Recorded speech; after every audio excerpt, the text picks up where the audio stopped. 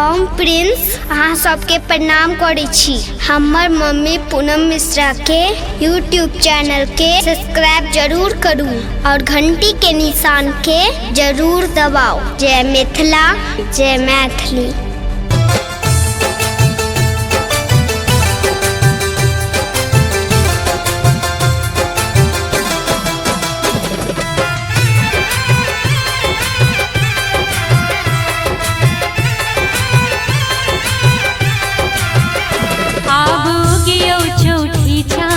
दर्शन दियो, आब गियो चौठी चान दर्शन दियो, सजल मारर के भोगनाथ देखियो लियो, आब गियो चौठी चान दर्शन दियो, आब गियो चौठी चान दर्शन दियो।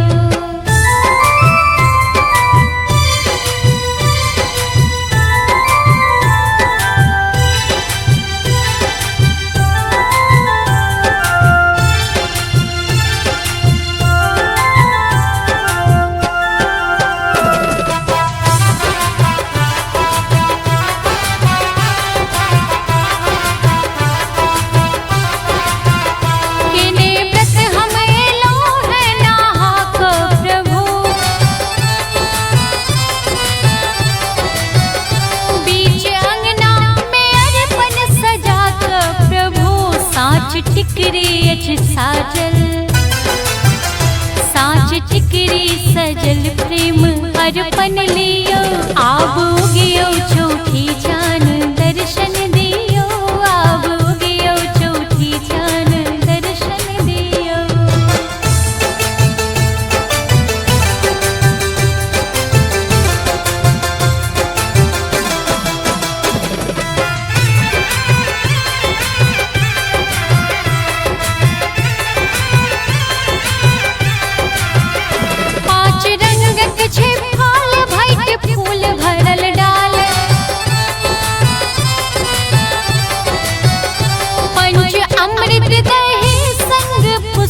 हे माल थार नैवेद्य सुधाकर, थार नैवेद्य सुधाकर हे चखिए लियो, आब गियो चौठी चान दर्शन दियो, आब गियो चौठी चान दर्शन दियो।